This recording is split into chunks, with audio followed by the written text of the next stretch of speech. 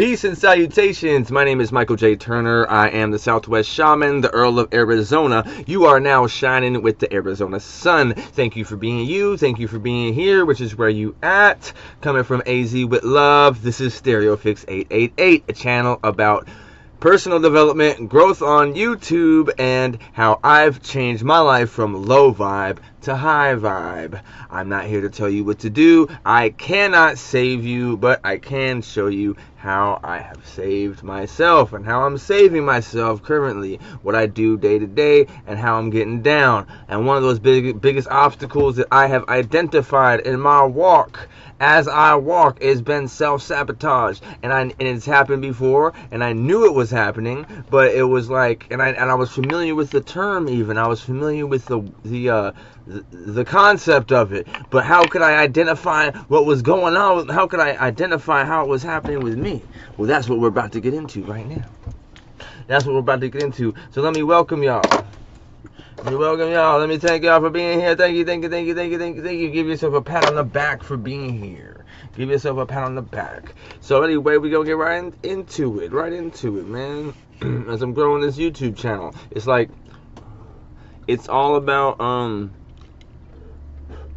keeping the momentum going.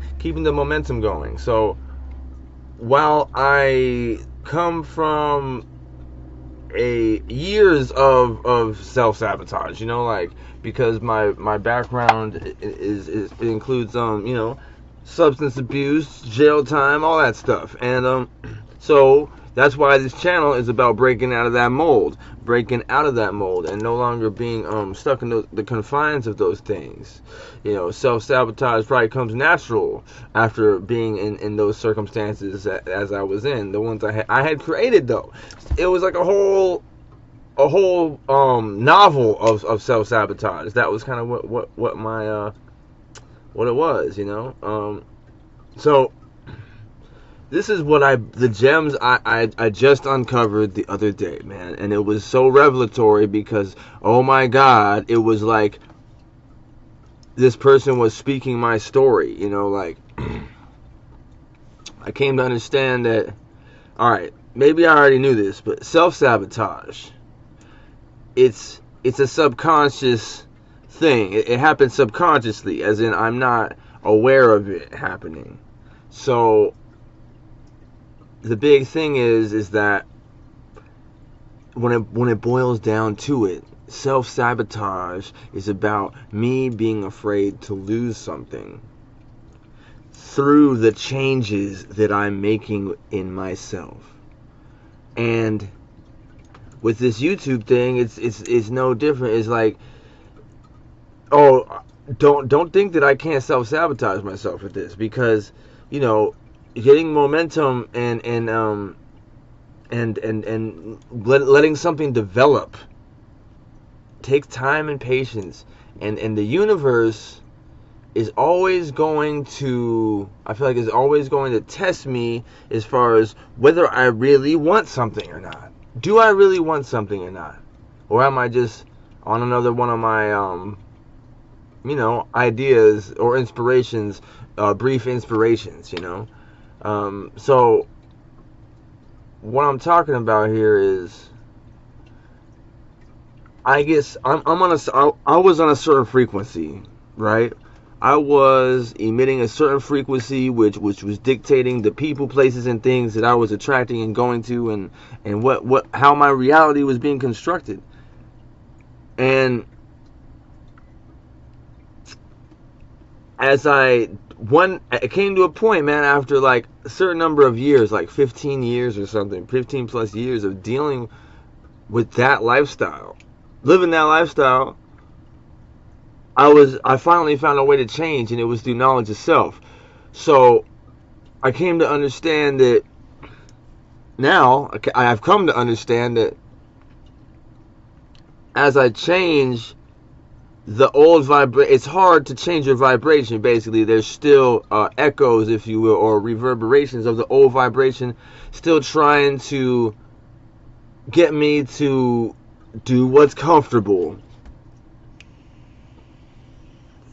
So subconsciously, as I go,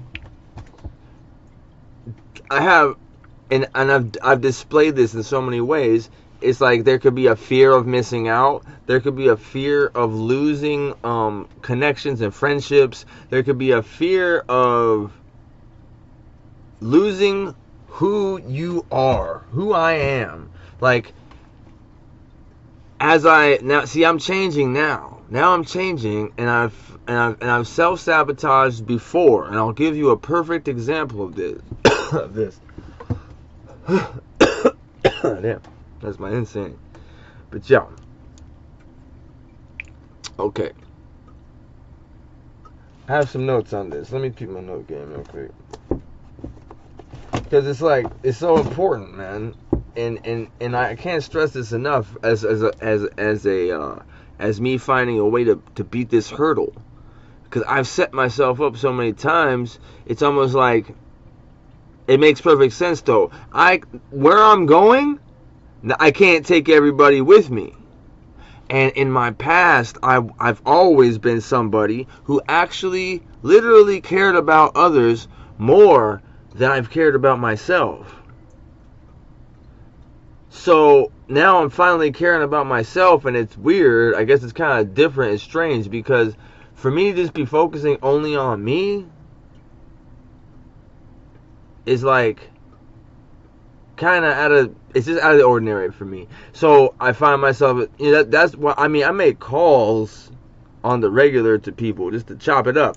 I don't even go see them though, but it's so important for me to do that. But at the same time, the focus always should have remained on me, because at the end of the day, what happened in my past was things.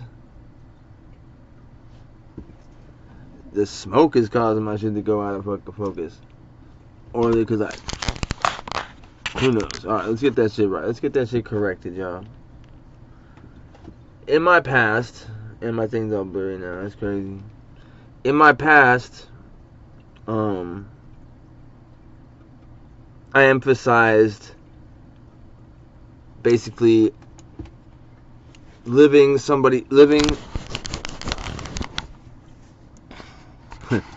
I emphasized other people's things, other people's what's going on. Like, it allowed me to not have to worry about what's going on in my life. So for me to finally be focusing only on me, it's out of the ordinary for me. And then I guess when I try to connect with people who would have generally been someone I would have connected with, but I can't reaffirm that connection. It like kind of threw me off. It threw me off, because there's certain individuals from my past that I consider family that I've tried to reach out to, and I haven't really been able to reconnect with. But I get it, I understand, So, and I really came to understand when I came to understand this. I'm changing, and I'm changing vibrations. So naturally, not everyone is going to be with me. I'm going to find new people, right? But subconsciously, I'm scared of that. Subconsciously, I'm scared of that shit, man. So like, my mind equates, right? It's like there's fear there, so my mind equates that change with something, a problem. So it tries to set itself up for not allowing that to happen, because the primal thing is, the concept is like the primal the instinct that's there is like strength in numbers and like being part of the crowd. But being an individual means not being part of the crowd. So it's like, that's where the uncomfortable part comes in. That's why it's so much encouragement to do what's uncomfortable when it's time to change. Because obviously, what was comfortable, what's comfortable ain't, if I desire change, I cannot do what I've always done, because that's not changing. and doing different things is uncomfortable. So, but anyway, it takes courage, man. Essentially, it takes courage and awareness only. And I said I was going to give you an example. Look, there's a place. So I'm a certified peer support. I've done all the necessary. I've got the literal certification on paperwork. The paperwork is there. All those things. I was gonna work at a place called Community Bridges here in Phoenix, Arizona. Well, it's in Mesa, Arizona, and so I had been clean for a little bit of time. I had been clean for a short period of time, right? Shaky, whatever, Point is like, I got the job the day I got hired. I got high because in my mind somehow I was like, I'll never be able to get high again, so I should do it now. I ended up doing the training high and getting fired on the first day because everyone there is a previous drug addict previously, so they all ever is an expert and they could all spot it. And it's just like, I don't know. I allowed myself to succumb to a subconscious fear that surfaced, but it gets worse than that. It gets more subtle than that. Setting myself up for failure could mean something as simple as like not giving myself enough rest or paying enough time to self-care. And it's crazy that it's not crazy, but it's interesting that I have a word to label doing the things that a person should do, but it becomes such a foreign thing to an individual when they're in the throes of addiction and those behaviors. Just because the priority becomes this thing that I started to believe would carry me through any and all situations, and it definitely doesn't do that. It creates situation. It like, I don't know. It causes me to ignore things, creating all this bullshit, and then I would use the substance to feel better throughout it, as in I'm making bad choices and using a substance, because I'm prioritizing a substance and then using that substance to feel better about the negative outcomes. That's kind of what it was, So, but what's crazy is the lifestyle is very addicting. Everything is so addicting. Everything. I mean, if you think you're not an addict, think twice, because chances are there's something in your life that is like done in like a habitual way that you are like not wanting to part from. That sounds like an addiction to me. It could be bro, who isn't addicted to some kind of food, man? Who isn't? I mean, how could you not be? The way they've crafted and designed these things to be so addicting. Everything is. That's what's this, living in the hustle bustle, fast paced shit of the city. That's what it is, man. Everything is addicting in the city. Like, if you're in the city, you're gonna be like pulled in so many different directions. And I am just so grateful to have been born in 1986. Regardless of the fact of whatever was going on then, it's like, but look at what was going on then. It was like the height of the crack cocaine epidemic, right? And here we are. It's like it's just the the war on drugs, my ass, man. So yeah, self-sabotage, yo. I hope I've given some insight. It's a fear of missing out. It's a fear of losing something. Because I'm moving on, and it's like I wanted to bring people with me. I wanted to stay connected with certain people. I wanted to do this and that. I wanted to. It's a lot, man. So I've set myself up for failure many times. But courage is always going to be the way to alchemize fear. As it arises, it must be faced. So, how do I deal with it if it's happening subconsciously, right? How do I deal with it then? I feel like I know I wrote this stuff down. Okay, here's the other. All right, now I just triggered it. This is the other gem, right? Self-worth is communicated to the universe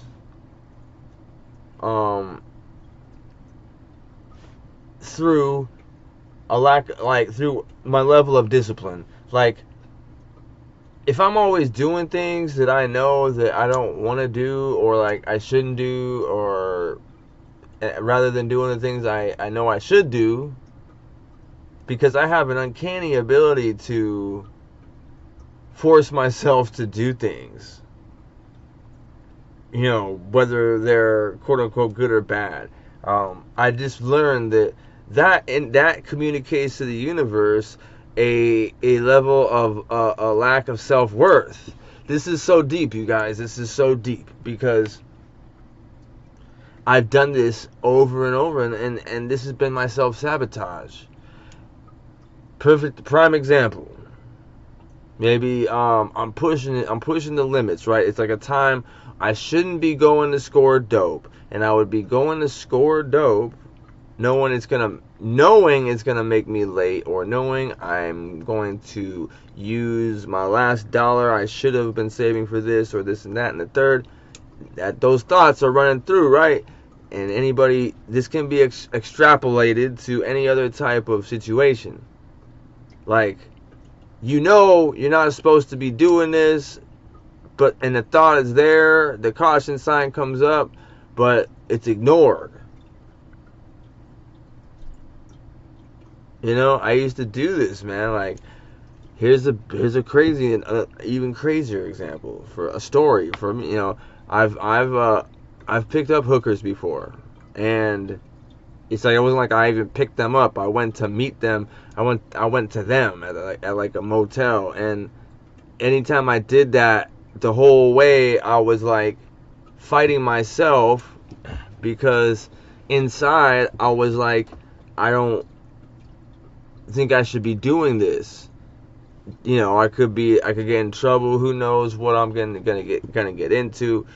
Who knows if the chick even looks how she's supposed to look, that's happened. And what's fucking crazy is I would still go through with it regardless, because it was kind of like, once I got myself there, and I forced myself, you know, it's like I had to try to go through with it. And I've had strange, you know, weird experiences with this shit where it was like totally not worth it, and I forced myself to do it. You guys, like that is some wild stuff, right? But that's almost like a whole another thing. But like, that's self-sabotage right there. Like, there's a saying, the phrase is, I go to the devil's playground uninvited. So I'm chilling, you know what I'm saying? Maybe I was chilling. I already was out of bounds by being drunk. Already out of bounds by being at the strip club, you know, with the homies or whatever, and then, or especially by myself. And then after that, so out of bounds with where my mind state is, you know, would be at, that I'm going way out of bounds even further and taking all the money out of my account so I can go do the, you know, search for some type of thing, and then find a, you know, woman of the night, and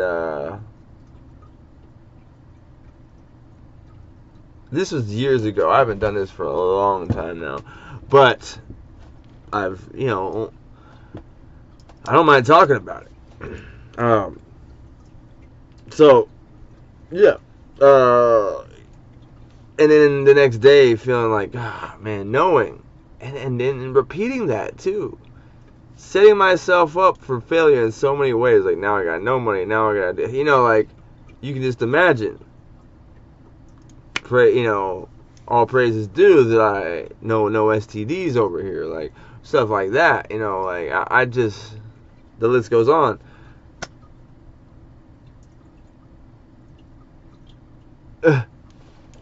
Marinate on that, man. Like, so it turns out that if I can just be disciplined enough to and use self-awareness, right, as I'm making choices,